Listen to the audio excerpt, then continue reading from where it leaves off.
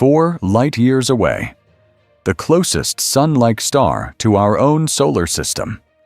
And in August 2025, for one brief electric moment, we thought we had found a world orbiting it. A Saturn-sized gas giant, glowing with its own internal heat, discovered by the James Webb Space Telescope sitting right next to Alpha Centauri A. The science world erupted. Headlines swept every continent. After decades of searching, something was finally staring back. Then, 2 months later, it was gone. Not faint, not dimmer. Gone. This is the story of the most baffling cosmic mystery of our decade. If you love the universe's greatest unsolved questions, hit subscribe before we dive in. Let's go. Alpha Centauri isn't just any star system. It's our cosmic next-door neighbor, just 4.3 light-years away. For context, our galaxy stretches 100,000 light-years across. Alpha Centauri is practically in our driveway. The system has 3 stars. Alpha Centauri A is the one that matters here. Stable, warm, and nearly identical to our own Sun. If you were going to dream about another solar system, this is where you'd look. Which is exactly why astronomers spent decades trying to find planets there. And failing. The 2 classic planet hunting methods, watching for a planet to dim its star, or measuring the tiny gravitational wobble it creates, both collapse in this system. The companion star Alpha Centauri B creates too much noise, too much interference. The signals drown. What astronomers needed was a completely different approach, a direct one. Enter JWST, orbiting nearly 1 million miles from Earth, but equipped with instruments called coronagraphs that physically block a star's blinding glare.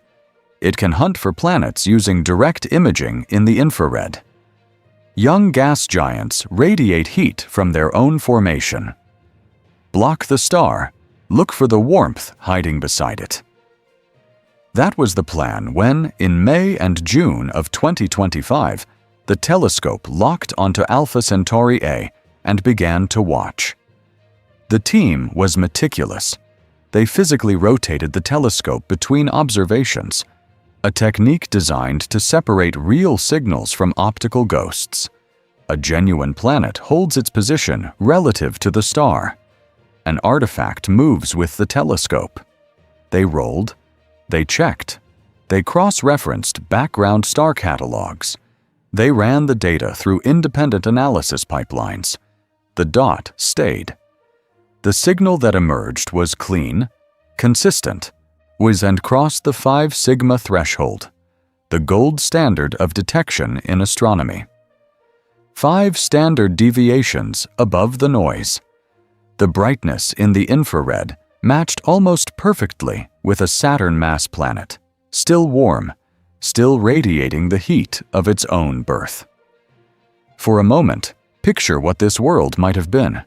A gas giant wrapped in pale clouds, possibly ringed, orbiting a star almost like ours, and around it, moons, worlds like Titan or Enceladus, places where, just maybe, the ingredients for something more were present. The announcement went global. It was called the nearest exoplanet ever discovered. Astronomers described it not just as data, but as a feeling. The feeling of something you always believed turning out to be true. Then October came. Follow-up observations were always planned.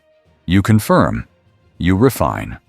You watch the planet move slightly and say, yes, there it is again. JWST pointed back at the same coordinates, the same precise patch of sky where a world had announced itself to humanity just months before. Nothing. Not a whisper of a signal, not a dimmer version, a complete, total non-detection. The non-detection paper was published alongside the original discovery, and the astronomical community quietly fractured. Some defended the original signal. Others argued it had never been real. The debate spread across peer review, preprint servers, conference calls, everywhere, with no clear answer. Science responds to contradiction with questions. So here are the leading ones. Was it a false positive? Even with rigorous calibration and a 5 sigma signal, instrumental artifacts can be stubborn. Nachoju WST's coronagraphs aren't perfect. Residual starlight scattered through complex optics can sometimes mimic a faint source. This cannot be fully ruled out. Did the planet move behind the star? Astronomers ran the orbital math immediately. At the observed distance from Alpha Centauri A, a planet would need to be moving at physically impossible speeds to disappear behind the stellar disk in just 2 months. Kepler's laws rule this out entirely. Was it destroyed? A catastrophic collision or disruption would leave a massive, glowing debris cloud. Hot, bright, impossible to miss in the infrared. October showed nothing. No remnant. No cloud. Destruction is off the table. Did it pass through a dust cloud? Alpha Centauri. Likely hosts a debris disk, a diffuse ring of dust left over from planetary formation. Dense. Patchy clumps in such a disk could potentially absorb or scatter a planet's infrared heat signature. The geometry is speculative, but it remains physically possible. Did the atmosphere change? Gas giants are dynamic. If a rapid shift in atmospheric chemistry, sudden hazes, cold high-altitude clouds, temporarily capped the planet's thermal glow, the infrared signature could drop dramatically. Not forever, but perhaps long enough. And then things got stranger. In December 2025 and January 2026, new observations showed something flickering at the original coordinates. Not absent, not steady. Flickering, like a signal that couldn't decide whether to exist. That behavior belongs to none of the hypotheses cleanly. It remains unexplained. Science has done this before. In the 1800s, the astronomers proposed an entire hidden planet to explain Mercury's orbit, named it Vulcan, and were convinced they'd seen it. Until Einstein's relativity made it disappear from the equations entirely. These weren't failures. They were the process working. Alpha Centauri fits that lineage, but the stakes are uniquely high in both directions. If the planet is real, the implications are staggering.